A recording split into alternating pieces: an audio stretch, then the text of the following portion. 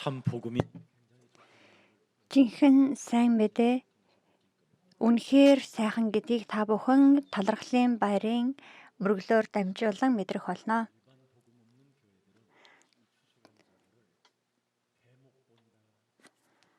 Сайн мэдээгүй газрууд чулуунууд талархлын баярыг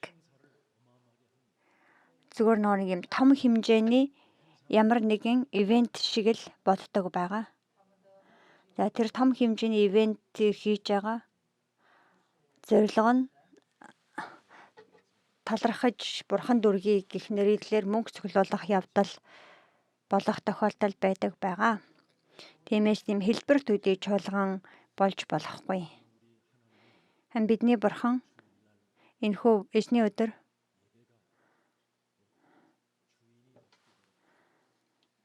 энэхүү эзний өдрийн эзэн нь солигдох ёстой хэмээн хэлж байгаа.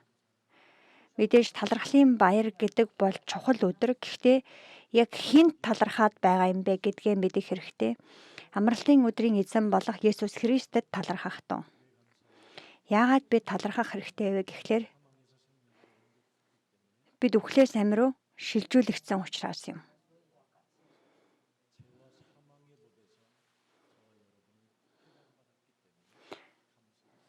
Бид нүглийн болон үхлийн хуулиас чөлөөлөгдсөн учраас талархах хэрэгтэй.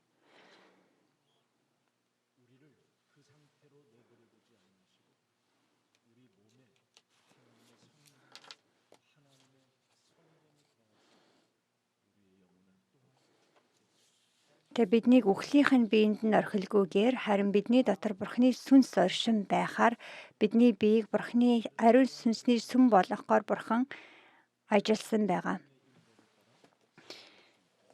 Тиймээс бид энэ амьдралдаа ариун сүнсний удирдамжийг аваад амьдарч болох үсаар тэр ёроолыг Бурхан бидэнд өгсөн хийгээд тэрхүү 50 дахь өдрийн ариун сүнсний бууж ирсэн байгаа тэр өдрийн ёроол тэр өдрөөс хойш одоо хүртэл энэ өдөр ч гэсэндээ яг адилхан байгаа. Дэлхий хичнээн хүнд хэцүү галзуурмаар дэлхий гэж хэлдэгч. Тэгээ бид ариун сүнсний удирдлагын дотор байдаг учраас бид Бурхны хамгаалалтын дотор байгаа хүмүүс билээ.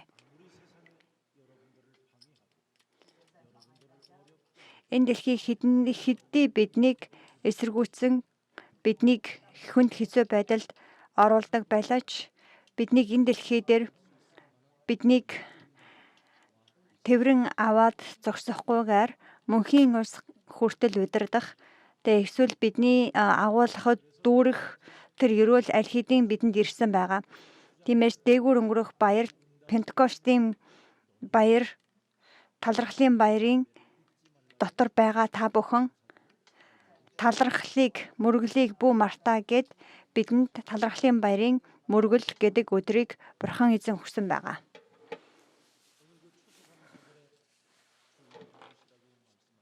Өнөөдөр тэр талархлын баярын мөргөлийн эзэн нь хэн гэсэн бэ?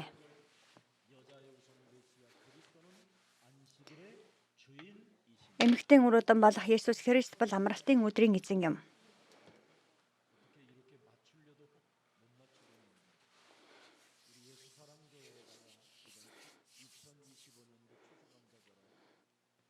За бид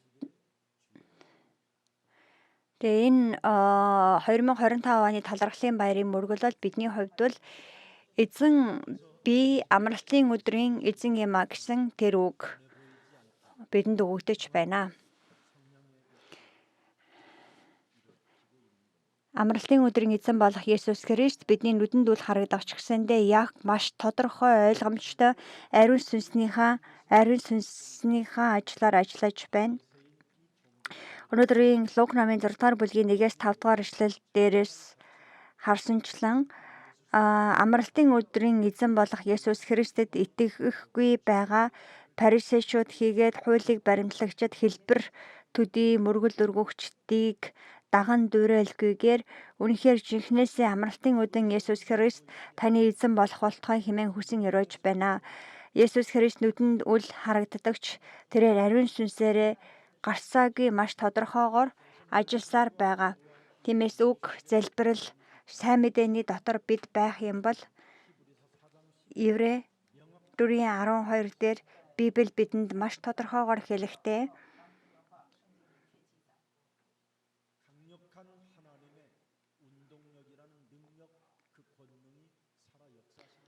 тэ Бурхны тэр амьд итвэхтэй хүч, амьд оршин итвэхтэйгээр ажиллах болно гэсэн байгаа. Тиймээс бидний сүнс сэтгэл бүжиглэж бүх зүйлийн хүлээсийг тайлхуйцаар тэ Бурхан ингэж хоёр талдаа эртээ элд мэд шийдвэрлэнэ гэж Еврей 4:12 дээрээс бид харж болно. Хамтдаа Бурхан ийм тийм хэлбэрээр ажиллах болно гэдгээ амласан байгаа. Амралтын өдрийн эзэн болох Есүс Христ бидний нүдэнд бодитоор үл харагдагч тэрээр та бид хоёртой хамт оршин ажилласаар байна. Нүдэнд үл харагдан Бурхан бидэнтэй хамт оршдог юм бол эзний Тэнгэрлэгч, эзний сүнс тэр настай хамт байгаа хэрэг юм.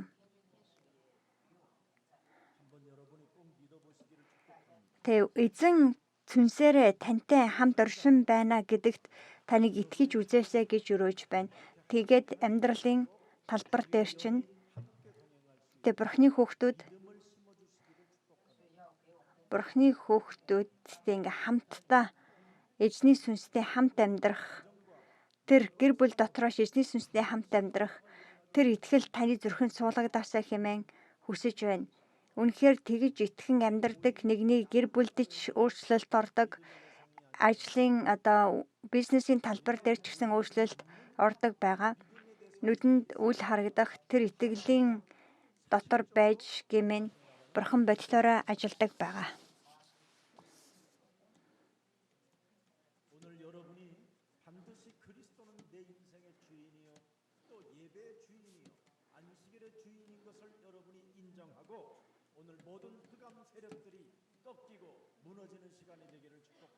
Өнөөдөр Есүс Христ миний эзэн, Есүс Христ амралтын өдрийн эзэн, Есүс Христ бүх зүйлийн минь эзэн гэдгийг хүлээж аваад харанхуйн хүч чадал нуран унах болтугай гэж өрөөж байна. Бидний сүнсэн дотор аль хэдийн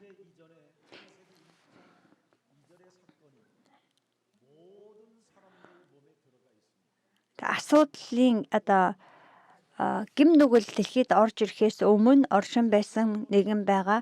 Эхлэл номын 1-р бүлгийн 2-р эшлэл. Тэгээ харанхуй хоосон эмх замраагүй байдал гэдэг. Энэ нөхцөл байдал дотор бидний бүх бие эдээс автсан байгаа. Тиймээс нүдэнд үл харагдах энэхүү Есүс Христийг хүлээн зөвшөөрөх биш. Бид харин эсрэгээр сатаны үг сатаны хэл яриаг хэрэгэлдэг байгаа. Сатаны хэл ярианаас болоод хүмүүсийн амьдрал үнэхээр бачуурмаар хэцүү болох болно гэдгийг Илж Паул мэдэж байсан учраас Ром номын 8-6-аас 7-8 дээр Паул хэлж үлдээсэн байгаа. Махан биеийн бодол санааг минь дагаад үг яриагаар хэл яриагаар минь илрэн гардаг бүхий л зүйлсүүд Бурхны дайсан үхэлд хүргэдэг зүйлээ гэж Паул хэлсэн байна. Бурхны үг гарцаагүй амьд бөгөөд итвэхтэй байтал бид үргэлж хүнийхээ хэлээр ярьдаг байгаа. Үг яриагаар.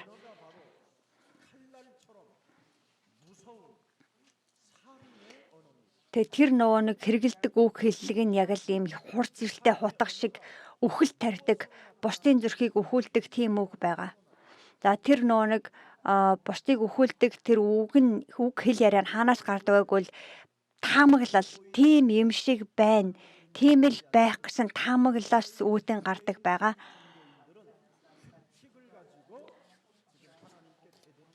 За өнөөдрийн Библийн эшлэлээр гарч байгаа Фарисеучуд болон юудэчүүд тэр таамаглалын үгээр хэлж байгаа.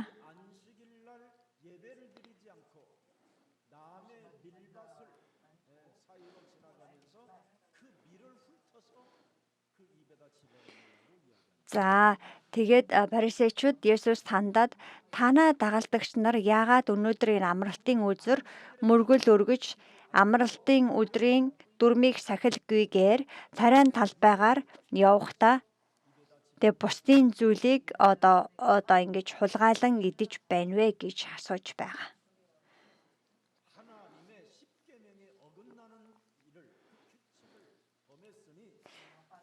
Бурхны 10 хуулийн эсрэг үйлцэн тул таны дагалдагч нар одоо эндээс зайлуулагдах, чуулганаас хөөгдөх ёстой гэж хэлж байгаа. Өнөөдөр чуулган дотор энэ нөгөө нэг зарчим, дүрм журам гэдэг зүйлээр сатан чуулганыг барьж тэгээд энэ сатан тэр дүрм журам зарчим гэдэг зүйлээр хүмүүсийг хооронд нь хагаралдуулан өвчлүүлж, өхүүлж байна. Үнэхээр хүнд хэцүүг зовлонг туулж байгаа хүмүүс өнөөдрийн энэ Библийн хэсэг дэх өнөөдрийн энэ одоо үнэн байдлыг яг ойлгож хүлээж авах юм бол асар их одоо ерөөлийг авах болно. Би бага ангид байхдаа галт тэрэг үзмээр санагдаад Чүнчон гэдэг одоо өөрийнхөө одоо байгаа одоо тэр орон нутгаас суурин газраас гараад галт тэрэг өнгөрдөг тэр нөгөө нэг газарт очиж байсан байгаа. Тэгээ ойролцоогоор 40 км орчмын зайд хүүхдүүдийг хамт явъя гэж уруу татаад тэгээд Чүнчон гэдэг хотын Яндун гэдэг галт тэрэгний буудлын дээр очдог байсан. Галт тэрэг гэж дуу гаргаад өнгөрч явахыг харах үнэхээр сонирхолтой байсан, хачирхалтай байсан байгаа. За тэгээд ямар ч 40 км-ээр харсан юм чи одоо гэрлөөгөө буцах ёстой шүү дээ. Тэгээд буцах зам маань үнэхээр уйдгартай. Үнэхээр хэцүү байсан.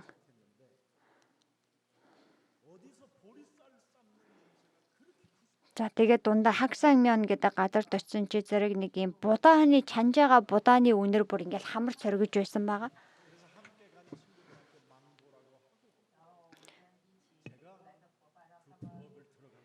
Тэгээд хамт явсан найзуудтай харуулт гаргаад би тэр айлын галтгаа руу орсон.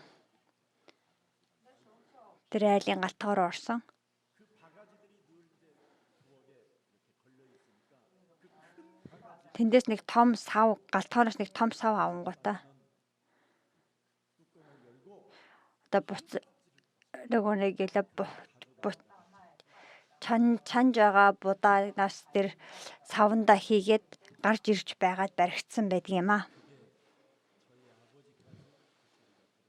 За тэгээд тэр үйл явдал маань одоо эцэг ихэд минь хүртэл сонсогдоод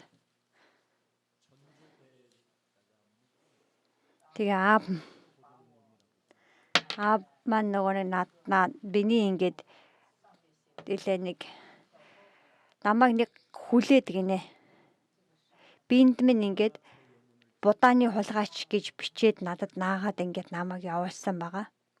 Тэгээд тэр ингээд надад үнэхээр одоо тэр бага асруулт минь яг тэр аавын минь тэгж үйлцсэн үйлдэл надад маш том сэтгэлийн шарх болсон байгаа. Тэгээд тэрнээс хойш би аавтайгаа бүр ярих ч үсгээ болсон. Тэгэл аав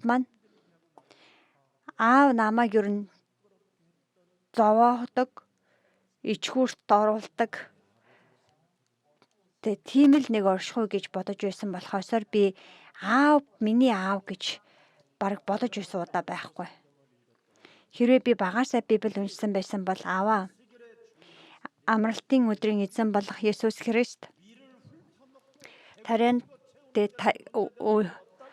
тарайн талбайгаас одоо бусдын тарайн талбайгаас тариа шувтарч эзэн хийгээд өсөглөн гэцээ дүүрэхэд тэр асуудал болохгүй гэж хэлсэн гэж уг нь хэлэх байсан шүү дээ.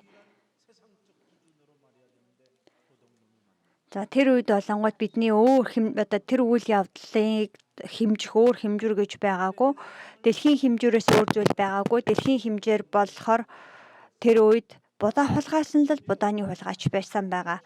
Харин тухайн үед Есүс өөрийнх нь дагалдагч нар хүний тариан талмаараас амралтын өдөр будаа шувтарч идсэн байтал Есүс тэднийг хулгайч гэж огтхонч дуудсангүй.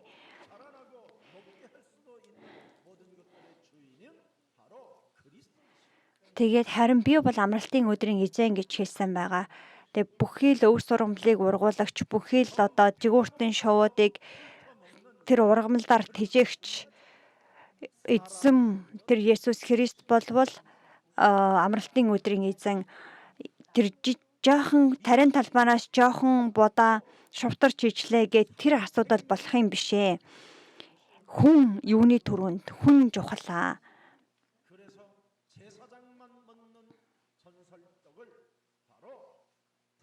Тэгээд хуучин гэрэн дэх үйл явдлыг Есүс иш татаж ярьсан байгаа.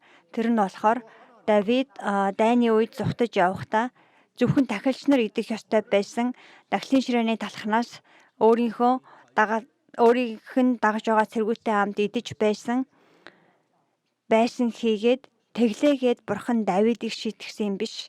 Бурхан Давидыг өрөөж Давидаар дамжуулан олон хүнийг улс орныг амьтаа байлгасан байгаа. Бурханы зорилго бол амь. Есүс хүмүүсийн хэмжүүрийг нурааж байна.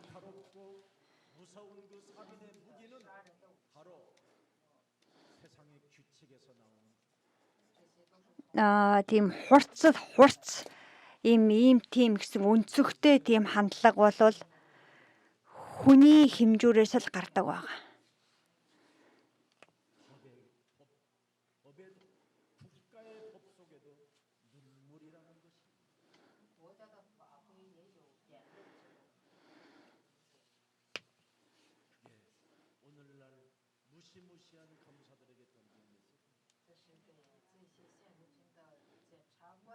그들은 세상의 규칙으로 법대로 사는 것처럼 보이지만 자기들은 그렇게 살지. Тэгээ нэг хуулинд ч нэлмэс гэж би прокурор юм уу хуульч хүмүүс тэгээ хуулийг сахиад улс орноо нэг эмх зэгцтэй байх гэж оролдож байгаа юм шиг боловч яг үнэндээ тэд хууль гэдэг эрх мэдлээр дамжуулан сул дараа хүмүүсийн нүлэмсийг нь сорж амьдардаг. Өнөөдрийн библийн хэсэг дээрээс бид үргэлжлүүлэн харах юм бол амралтын өдрийн эзэн болох Есүс Христийн сайн мэдээгээр л бид бүх зүйлийг хүлээж авах боломжтой. Бид Эхлэл 3:15-д хамлагдсан байгаа Есүс Христийн сайн мэдээг хүлээж авах юм бол тэр нэгэн амьд оршигч бурхан эзэн тэр нэгнийг хариуцдаг байгаа. Ром 3:23 дээр хэлэхдээ бүгд нэг л үйлчлснээр бурханы алдарт хүрдэггүй. 24-р эшлэлдэр хэдий тань байдалтай байсан ч 24-р эшлэлээр дамжуулан бурханы алдарт хүрэх замыг бурхан өөрөө нээсэн юм аа. Ром 3:24 Христ Есүсийн дотор байгаа авралын улмаас бурханы нэгүслэлээр бид үнгүүгээр зөвтгөгдсөн билээ. Зөвт гэж тооцогдсон гэж байна. 25 дугаар эшлэлийг харах юм бол энэхүү Есүсийг бурхан түүний цусаар дамжуулан итгэлийн дотор эвэрлэлийн дахил болгон тогтоосон тул энэ нь бурхан бидний хуучин өмнөх гэм нүглийг үл хэрэгсэн өөрийнхөө зөвхт байдлыг илэрхийлэхийн тулд байсан юм а гэсэн байна. Миний гэр бүл дотор би болж байгаа тэдгээр асуудлуудын дунд та юу хийх юм бэ?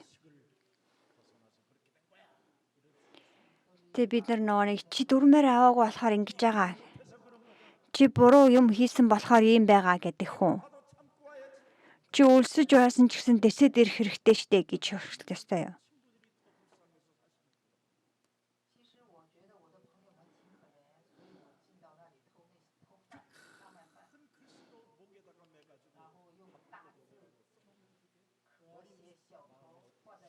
Тэгээ найзууд нь ч гэсэндээ хамт нөгөө нэг ингээд будааны хулгайч гээд цаашандаар бичээд хүзүүнд нь зүгээд ингээд тухайн үед тосгоноор явуулж байсан юм байна л да. тэр жоохон хүүхдэд тий аяг будаа хулгааллаа гэд тий хүүхдэд тийм ичхүр, тийм сэтгэлийн шархыг өгж болно гэж үү? 오늘날 우리 부모들이 지금 그 일을 하고 있는 거예요. Өнөөдөр энэ цаг үед бидний эцэг эхчүүд тийм л зүйл хийж байна. Дүрм, журам, зарчим. Үүний дагуу хий, ингэж хий, тэгж хий. Тэгээд бид хэдий тэр дүрмийн дагуу хийхийг хүссэн ч асуудал угаасаа л гарна. 살고 싶어도 어느 날 강도 만나면 Тэгээд бид ингээд зарчмын дагуу амьдрах гэж зүтгэж байгаад нэг өдөр дээрэмчтэнтэй таралдвал юу болох юм бэ? 대로 살아도 어느 날 여러분의 한마디로 언어로 Тэгээд би хичнээн дүрмийн дагуу амьдарсан ч гэсэндээ нэг л өдөр миний хэлж амнаасаа гаргадаг санамсаргүй хэлдэг тэр хорон муу үгнээс болж хүний сэтгэл нөгөө хүний чинь сэтгэл өхвөл яах юм бэ? 여러분의 자녀가 참패증이 되면 Тэгээд тэр орчинд тэрийг сонсож бүссэн бидний хүүхдүүд ийм ADHD гэдэг штеп ийм сэтгцийн одоо дутагдaltaй төвлөрөх чадваргүй тийм болвол яах юм бэ?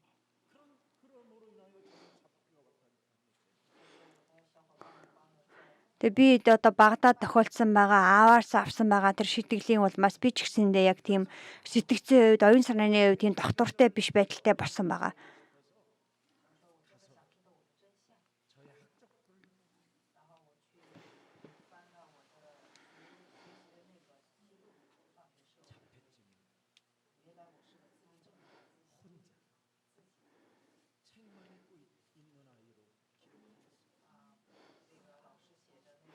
Тэгээд наваарыг ингээд нийгмээс өөрийгөө тусгаарлал ганцаархнаа. Ганцаараа ном л уншаад байдаг тийм байдаг ганцаараа байдаг тийм хүүхэд болсон байгаа.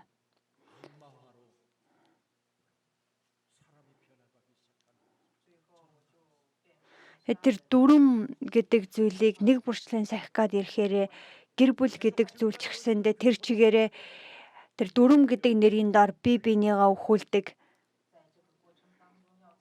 тийм одоо орон зай болдог гэдгийг би багтаал мэдсэн байгаа. Тэгээ би өөрөө ч яг тийм одоо ингэж дордож эхэлсэн байгаа. Тэр гэр бүл дотроо байхдаа уг нь бол миний одоо хүн чанар тийм биш хэрнээ. Миний надаас гарч байгаа зүйлсүүд нь үргэлж тийм хорон муу баг багаар хорон муу болоод тэр хорон муугийнхаа талаарх ямар ч мэдрэмжгүй болж байгаа өөрийгөө харж байгаа. Тэгээд сүулт нь үхлийн сүудэр тэр нь ингээ хурцмар байдалд ирэхээр үхлийн сүудэр баг багаар намайг хочиж эхэлсэн. 여러분이 오늘 미를 훑어서 내가 먹었다면 그건 나의 문제요. 나의 가족의 문제라면 여러분 규칙을 또 세울 겁니다. Одоо жишээ нь айхтар их үлсөө тарин тал байгаас будаа шувтраад эзэн нь би эсвэл манай гэр бүл гэвэл та өөрийгөө эсвэл гэр бүлээ буруутгахгүй. Энэ дэлхий тийм дүрм ярьж байсан ч та хүнд хандаж тэхгүй байх тэр сэтгэлийн орон зай таны дотор байгаасаа гэж өрөөж байна.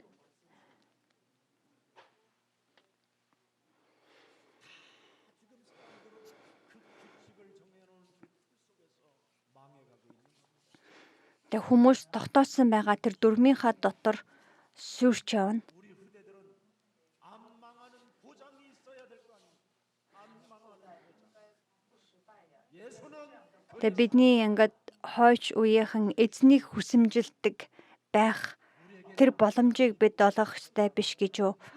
Бурхан бидэнд сайн мэдээг өгсөн гэдэг тэр агуй үнний өмнө эзэн бол Христ бид бол Бурханы хүүхэд бүх асуудал дууссан сатана зайл химэн хашгиран тунхаглахтун.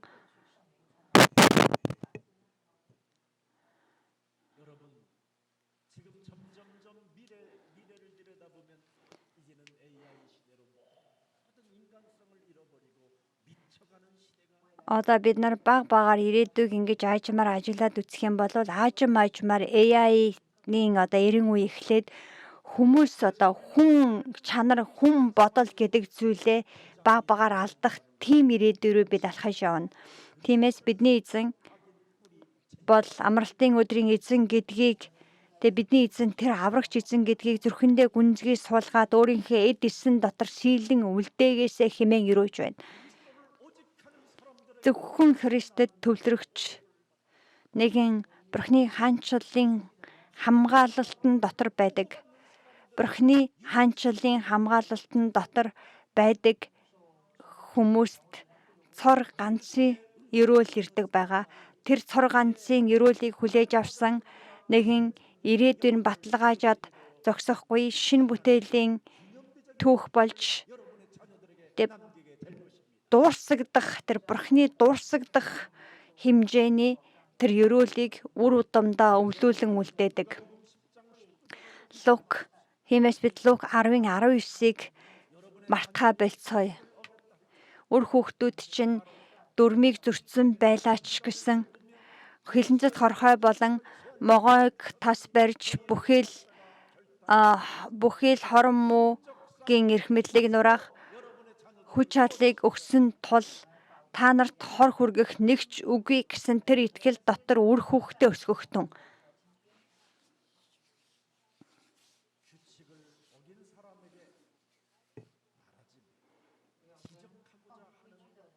Дүрмийг зөрчсөн нэгэнд үг бүхэл тэр хүнийг буруутгах гэж оролдож байгаа бодож байгаа өөрөө өөрийнхөө дотоод сэтгэлдээ чимээгүй дуугаа хамхиад сүнслэг тэмцэл хий. Лук 13:16 дээр 18 жилийн туршид сатаанд хүлээжтэй байсан эмэгтэйн тухай гардаг байгаа.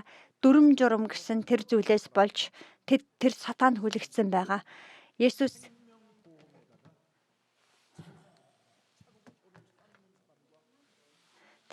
Христийн нэрээр хүлээсийг тайлдаг нэгэн тэр ань татгалыг хурааж байгаатай адил юм.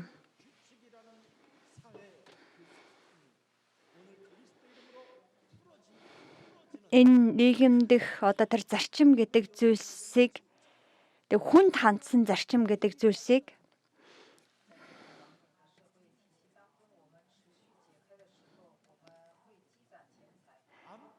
бид таслахын хэрээр бид нөгөө нэг эд хөрөнгөч бидэнд цугладаг байгаа. Хэрвээ тэрийг таслахгүй юм бол бид эмнэлэг явах хэрэг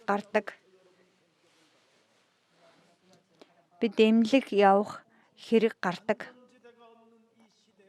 Аюулгүй бүсгэж үгүй энэ дэлхий дээр Есүс Христийн нэрээр намайг хуулийн дагуу амьдруулж дүрм журам гэдэг тэр нэрийдлэр бусдыг үхэлд хүргэдэг миний дотроос гардаг бүхий л хорон муу зүйлс Есүс Христийн нэрээр нуран унах болтугай.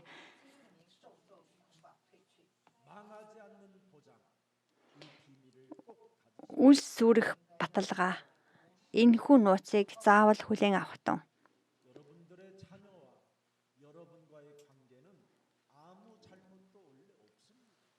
Бидний үр хүүхдүүд болон бидний хооронд яг үнэндээ бол ямар ч буруу зүйл гэж байхгүй.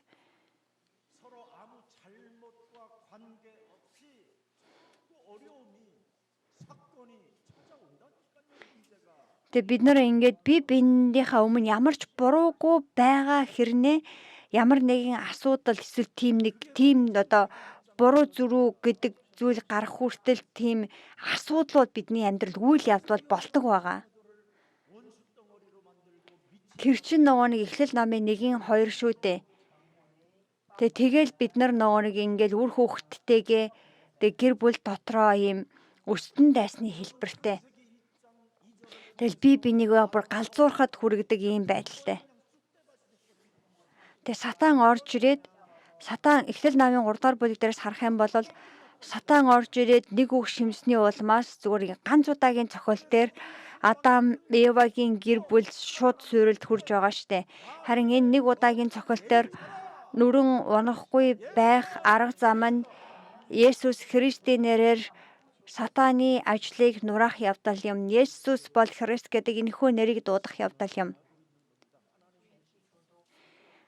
Бид үүнийг хийдэггүй. Бурхны өгсөн амлалтын үгийг тунхагладаггүй, дурсдагчгүй.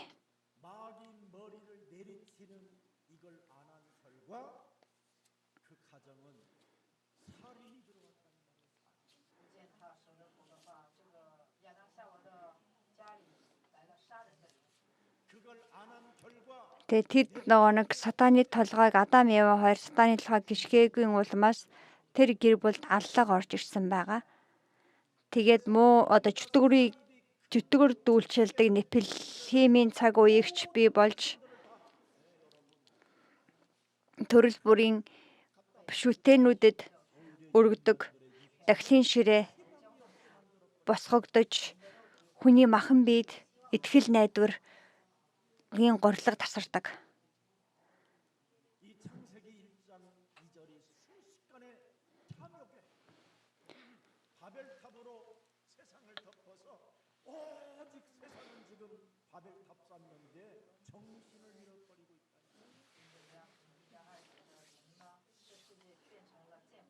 Тэгээд Бабелийн самхаг гэдэг зөвхөн нэрээ алдаршуулад амьдралаа дуусгахыг гэдэг тэр хүслээсээ дэлхий тэр чигээрээ яг түүнийг л чиглэн амьдарч байна. 여러분을 부르셨다 이 말입니다. Тэг ийм цаг үед Бурхан та биднийг дуудсан. 정말 하나님의 말씀을 귀를 여시고 Үнэхээр Бурханы үгэнд жихээ нээгээд зүрхэндээ суулгаад Бурхан намайг дуудсан гэдэгт итгээд Есүс Христийн нэрэнд төвлөрч зөвхөн тэр нэрийг дуудах болтугай гэж өрөөж байна. 창세기 3장 15절 없이 애쓰고 노력하고 몸부림치고 시간 투자하고 힘을 Эхлээл 3:15 дамлагдсан байгаа тэр Есүс Христгүйгээр тэгээ уюудын туршид цадлаараа хичээсэн ч хичээсэн Израильчууд тэгээ үе дамжин байж улс орон бүрийн боолын системээр амьдарч явсан байгаа. Тэгээ бид энэ Есүс Христийн сайн мэдээг алдчих юм болвол тэгээ бид хин нэгний боолын систем дотроо хүлэгдэж бусдын зарцаар амьдарсаар байгаад эдгээр өдрүүдэд дуусгахаас өөр боломжгүй болдог байгаа. Тиймээс сайн мэдээг бид зөв ухаарахгүй юм болвол тэр нууцлаг үзэл, хуулийн тулгуурласан үзэл эсвэл тийм нууцлаг итгэл янз бүрийн одоо эсвэл сайн үйлс хийх итгэл ч юм уу тэдгээр зүйлийн дотор өөрсдөө төрөлдөж амьдрах болно. 세 가지 이 복음의 진리를 명심하게 복음만 가긴 하라. Тиймээс тэгээ амралтын өдрийн эзэн гэдгийг ойлгохтон 때마다 모든 문제 해결됐다고 외쳐라.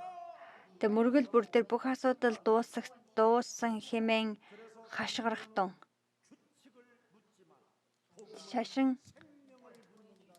Шашин ингээд биднээс ингээд зарчмыг тулгадагч сайн мэдээ амийг өгдөг байгаа.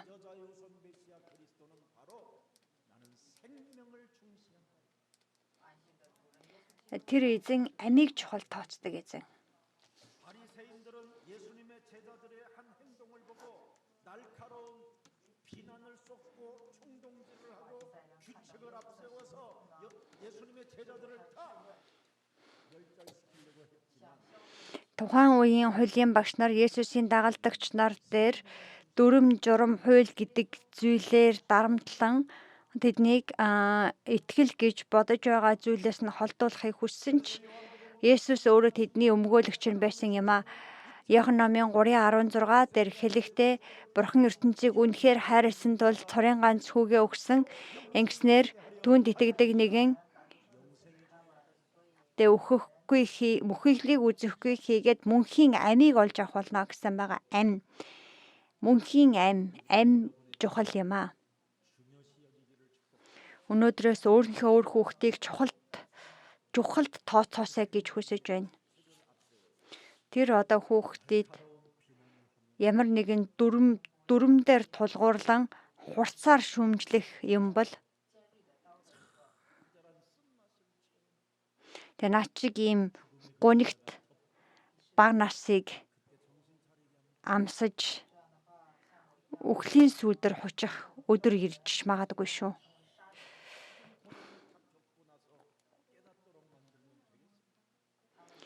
Тэг хүүхэд чинь бүх зовлонг туулж жагаад ухаарах. Тэг тийм өдрийг заавал туулуулах хэрэг байгаа гэж юу? Амийн эрхэм нандин байдлыг бүү мартах тун. Тэг Бурхан таныг амьлуулахын тулд өгсөн байгаа цорын ганц хүүгээ өгсөн гэдгийг бүү мартаасай гэж хүсэж байна. 이때 날카로운 비난 속에 있었을 때 우리 예수님은 사람이 규칙을 위해 Энэ хурц шүмжлэлийн дунд Есүсийн хариулт нь юу байсан бэ гэвэл хүн дүрм журмын төлөө байдаг юм уу? Дүрм журм хүний төлөө байдаг юм уу гэсэн байгаа. Мөргөлийнхөө мөн чанарыг алдаж хэлбэрэл үлдсэн мөргөл нь мөхөж сүрхээс өөр аргагүй юм. Эхлэл 3:15 бол бүх асуудал дууссан. 예배 본질은 다 우리 자녀들의 문제를 살아계신 하나님이 해결해 놓으셨다. Тэг мөргөлийн мөн чанар бол тэг амьд оршигч Бурхан эзэн бидний үр хүүхдүүд бидний бүх асуудлыг дуусгасан гэдэгт оршино. Та бүхний хүч чадал, хөдөлмөр, хүчин чармаалт, төлөвлөгөө, стратеги тэчин бүгд өөрийгөө боолчлолтын системд оруулах үйл явдал юм. Эзэн бол Христ амьд оршигч Бурханы хүн мөн. Эмэгтэй хүн руудан болох Есүс Христ зүгээр нэг нь хэлэхэд ирсэн юм биш.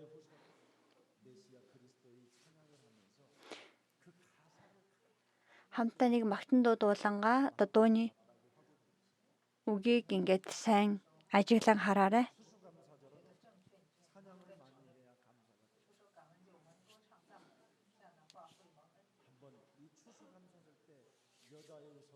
메시아 그리스도가 예배 본질이시다.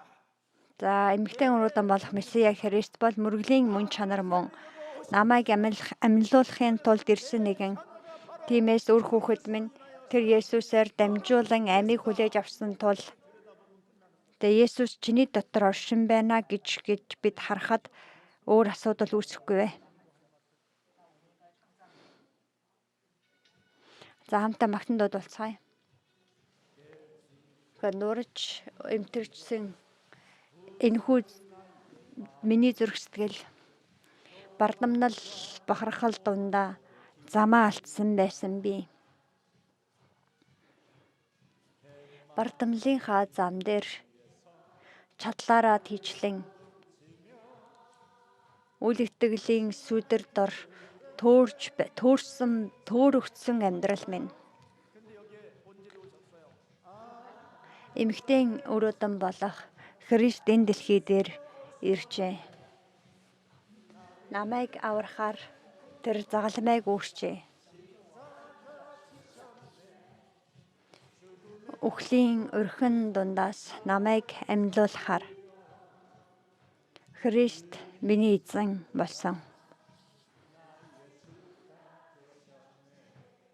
얼마나 좋아요. 예수는 그리스도, 우리는 하나님 모든 문제 해결. 마귀야, 성령.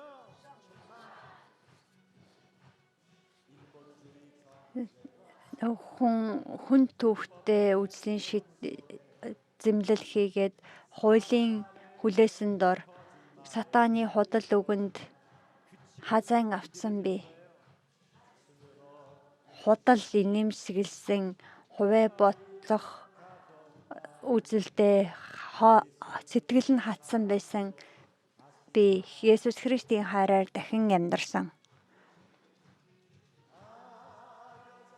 Эмэгтэй өрөөдөн болох Христийн дэлхийд иржээ. Намайг аврахаар загалмайг тэр үүрчээ. Үхлийн өрхөн дотроос намайг амьлуулахаар Христ миний эзэн болсон.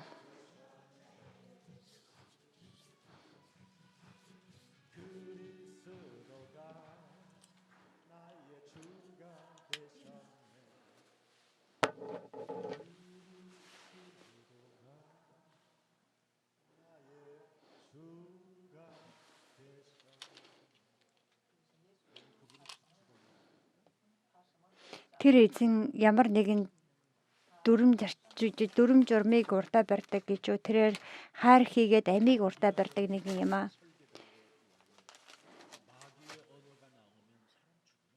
Тэгээ бидний биеийн дотор ингээд барьсан байгаа сатаны тэр зураг төслийн дагуу бид нар ярьж эхлэх юм бол бид хүнийг л бусдыг өхөөл түргдэг ээ.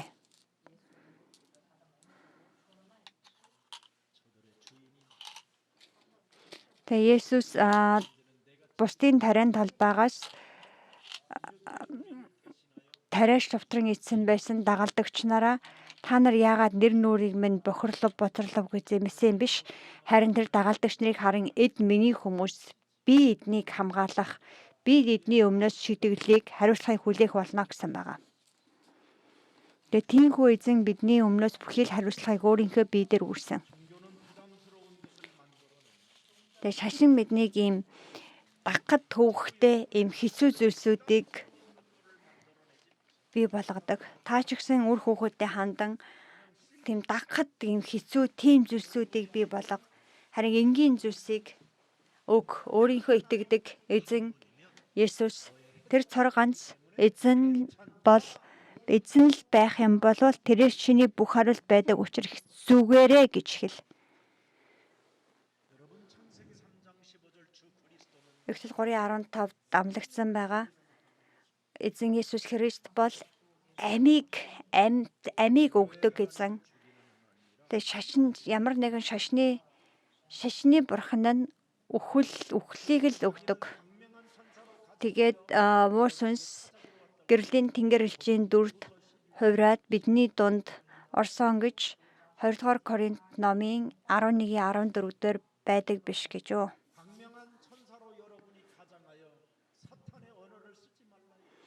За гэрлийн тэнгэр элч шиг царай гаргачаад сатаны үг яриаг бүх хэрэглээ гэсэн үг.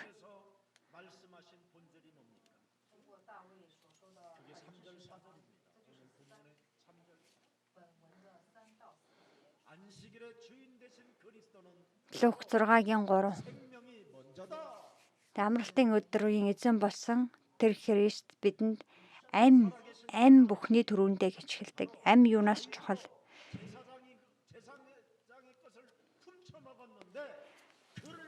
Давид Лук намын 6-гийн 4-р эшлэл дээрээс бид харах юм бол Давид хүртэл тахилын ширээн дээр тавигдсан байсан талхнаас эцэн ч гэсэндээ Бурхан харин түүнийг шийтгсэнгүй, харин ч түүнийг агуу хаан болгосон гэж.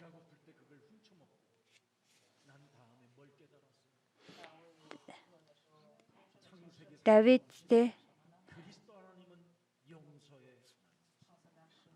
өлсөж өхийн даваан дээр тахилын ширээний талхнаас булааж идснийхаа дараагаар ойлгосон зүйл бол үнэхээр эзэн бол уучлagч эзэн гэдгийг ухаарсан.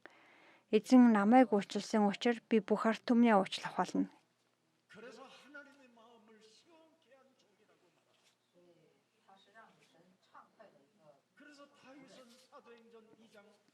Тэгээд Давидын талаар хэлэхдээ Бурхны сэтгэлийг сэргээгч нэгэн гэсэн шүү дээ. Үлс 2:26. Давидын хэлсэн байгаа үг энэ хэсэгдэр иш татагддаг байгаа. Тэгээд сэтгэл минь баярлаж, хэл яриа минь баясаж, махын биед би найдвар төрдгөө гэж Давид хэлсэн байна.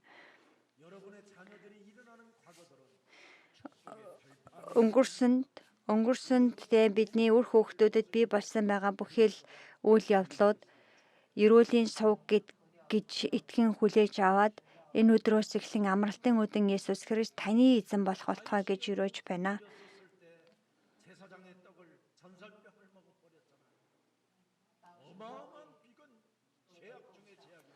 За хуучин ярианы байр сууриас харах юм бол дахилчил идэх ёстой байсан Дахлын ширээн дэх талхнаас Давид одоо цэргүүттэйгээ авч ицсэн гэдг нь энэ хуучин гэрээний өнцгөөс бол асар том гим нүгэл юм. Бурхны өмнөх гим нүгэл, тахилчийн өмнөх гим нүгэл, ард түмний өмнөх гим нүгэл. За хэдий ч гэсэн бурхан түүнийг өнгөрөөсөн байгаа. Учир нь Есүс Христ бурхан байгаа нь амийн төлөө болохоос биш, шийтгэлийн төлөө биш юм аа. Ром 8:1 дээр хэлэхдээ хэрвээ тиймээс Христ Есүсийн дотор байгаа хинч ямар ч ял байхгүй гэсэн байна. Ром 8:1. 8:2 дээр Христ Есүсийн доторх амийн болон ариун сүнсний хууль нь нүглийн болон үхлийн хуулиас биднийг чөлөөлсөн юмаа хэмээн тунхагласан байдаг. Бурхан хүн төрлөختнийг дарамтлахын тулд хуулийг өгсөн юм бишээ. Харин биднийг амьтай болгохын тулд хуулийг өгсөн юм.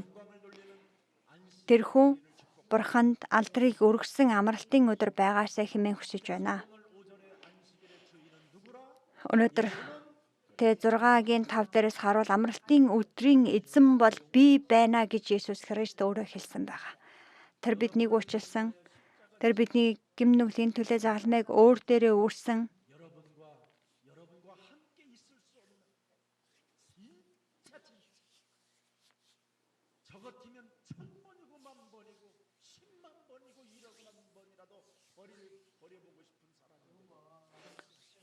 Тэгээ бид яг өөрийнхөө бурхан бидэнтэй хамт байх ямар ч боломжгүй оршихуй ч гэсэндээ ийм оршихуй надтай бурхан өөрөө хамт оршин байна гэсэн.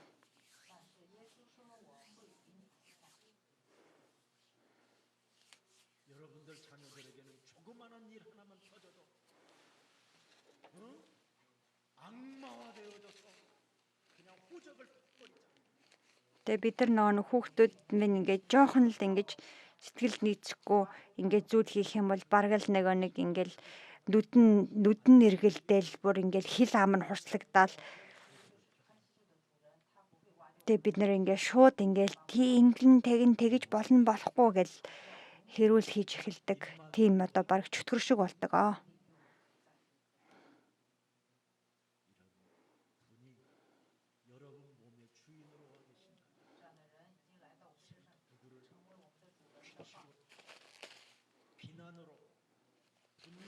Үнэхээр тэр эзэн өнөөдөр таны дотор оршин байна гэвэл тэг бид хэнийг одоо дүрм журм хуулиар яллаж чадах блэ? Амралтын өдрийн эзэн бол хууль дүрм зарчим биш. Тиймээс жоохон амьсгал лав гэж. Тэг ямар нэгэн тийм одоо хатуу тогтоосон дүрм журмын дотор давчталгүйгээр жоохон амьсгал, тайван амьсгал. Жоохон амар тайван амьдарч үз. Тэг би эзэн чинь би өөрөө мэдээд хий чинь чи юунд нь ингэж одоо орилж чарлаад амьдраад байдгийм бэ? Жоохон тайван амьсгал. Чи ийм ингээд орилоо чарлаа болохоор чинь үр хүүхдүүд чи хүртэл тийм биш гэж юу? Хэрвээ чи эзнээ солих юм бол үр хүүхдүүд чинч ялгаагүй эзнээ солих биш гэж юу?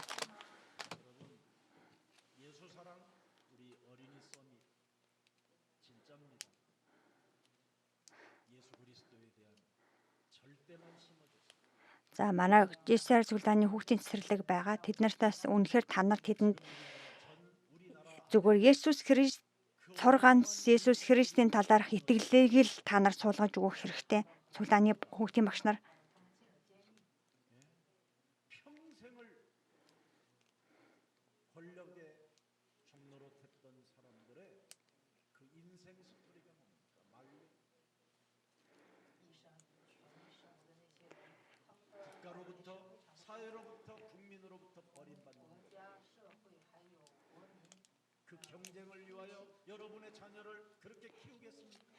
За нэг багаасаа бүр ингэж маш тийм дэг журамтай өсөөд Тэгээ цэцэрлэгээсээ авахгүйлаад энэ дэлхийн эрх мэдэлтэй нэгэн болохын тулд дүрм журмын дотор тэгээ чөлөөтэй амьсгалах байдал боломжгүй амьдарч ирсэн байсан Солонгос улсын тэр өндөр эрх мэдэлтэй хүмүүс одоо насныхаа эцэст бүгд улс үндэстэндээ ард түмэндээ хаягдсан байгаа шүү дээ.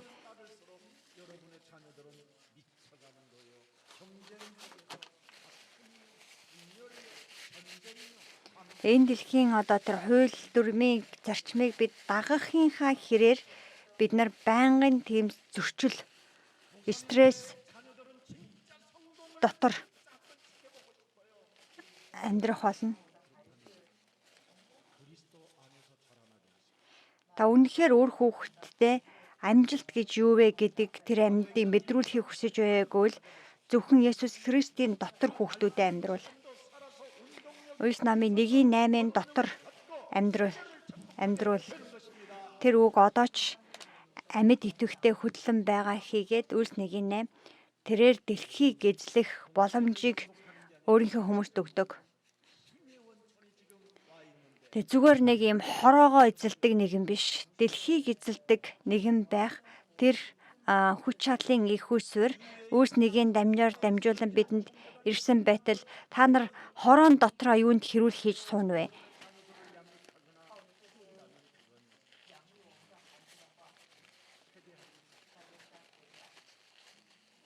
Бид энэ дэлхийн системийн дотор үр хүүхдээ өсгөё. Зүгээр би л цуглаандаа явъя гэж бодож байгаа бол үнэхээр гимших хэрэгтэй. Тэр шиг сүрэлгэж үгүй.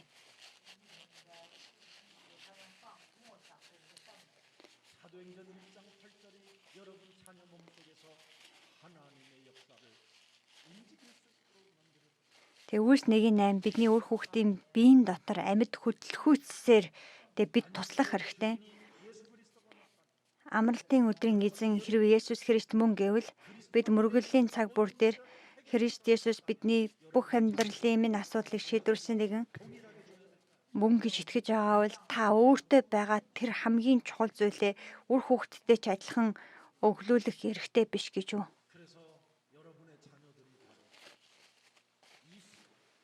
Тэгээд бидний үр хүүхдүүд энэ дэлхийг өөрчилнө гэдэг. Тэр мөрөөдөл дотор шин одоо зүйлд хүчээр сордог тийм үе босож ирэх юм бол үнэхээр энэ дэлхий өөрчлөгдөх болно.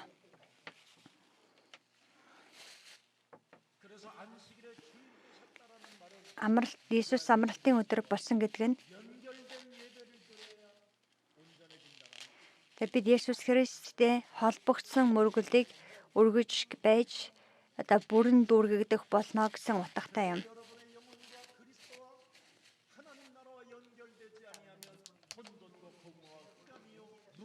Бидний сүнс минь Бурхны хаанчлалтай холбогдох хэрэгтэй.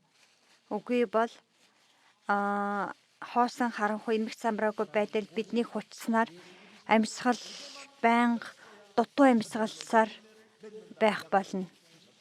Ингээд Бурхан ингээд Есүс Христтэй холбоотой байж л үр жимс гаргадаг гэсэн байгаа.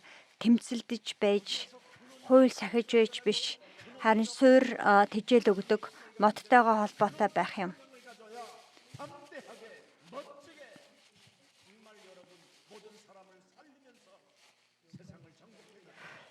Үнэхээр тэр одоо амийнхаа моттой холбоотой байх юм бол амийг дамжууланга дэлхийг эзэлдэг юм. Амралтын өдрийн дүрм болвол тэр нэг өдрийг сахих биш, харин 24 цаг Христтэй уулзах юм.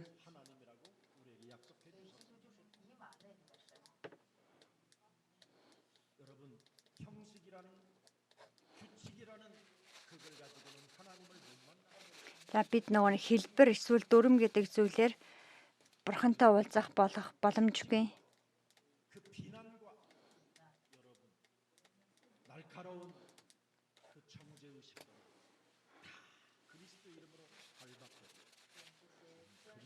Тэр одоо хурц зарчим дүрмүүдийг Хэрвээ амьтад зөрчилдөж байвал Христийн нэрээр устгаж хаяад эзэнтэй холбогдсон байгаа ерөөлийн өдөр болох болтугай гэж өрөөдөж байна. Хамт залбир цаая амьд оршиж бурхан эзэн минь 2025 оны талархлын өдрийн мөргөл дээр байхаар намайг өнөөдөр хүртэл удирдсан бурхан эзэн танд баярлалаа. Амралтын өдрийн эзэн болох тэр Есүс Христийг би өөрийнхөө сүнсэнд хүлээж аваад мөнхөд миний сүнсний эзэн болох боломжийг олгосон бурхан танд баярлалаа. Өнөөдөр мөргөлийн эзэн болох Есүс Христ энэ газар оршин байгаагийн төлөө талархал өргөж байна. Хүч чадалгүй энэ дэлхийд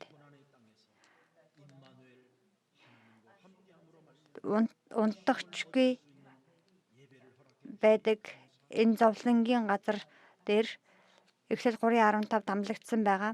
Есүс Христийн нэрээр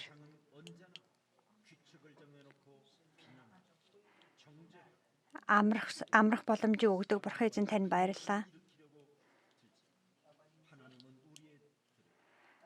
Бурхан бидэнд Есүс Христээр дамжуулан мөнхийн амийг хүлээж авах ерөөлийг өгдөг учраас үнэхээр баярлалаа.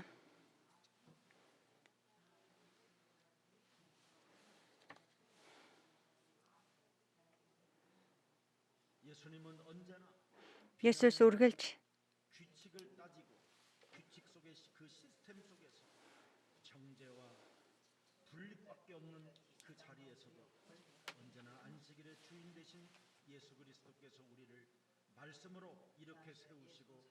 амралтын өдрийн эзэн болох Есүс Христ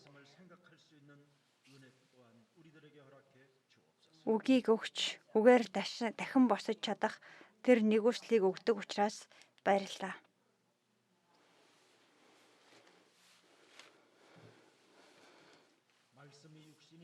Үг нь махан бий болж энэ дэлхий дээр ирсэн Есүс Христэл бидний эзэн учир та бидэнд үгийг өгч та бидэнд эрхчлөөг та бидэнд чөлөөлтөлтийг өгсөний төлөө талархъя.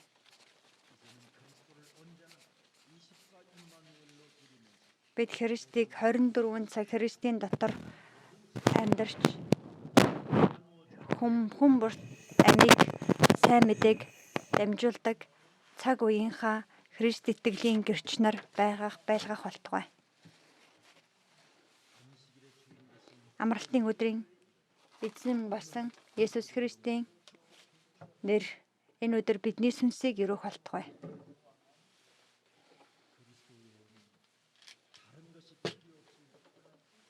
Христээс өөр зүйл хэрэггүй тул зөвхөн Христийн дотор жаргаж амьд оршигч бурхан эзэнд магтаалыг өргөдөг сэтгэл татам Христийн хүнээр биднийг өрөөх болтугай. Тиймээс тэдний сүнсэн сайн болж бусад бүх зүйлэнд сайн болж хүчрэхэг итгэлийн ард түмэн болохоор бурхан таны ариун сүнсний ерөөл хүн бүрийн дээр хамт байж сүнслэг бүхий л асуудлууд эдгэрлийг авсан тэр мөргөл байхаар удирдах болтугай.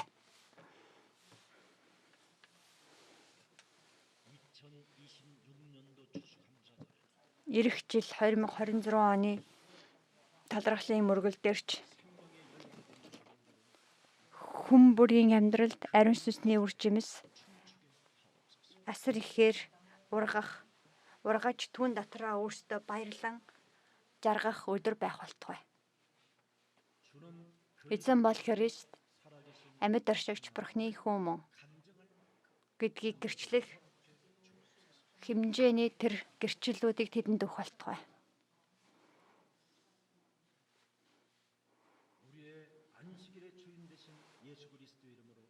Бидний амралтын өдрийн эзэн болсон Есүс Христийн нэрээр залбирч байна. Амен.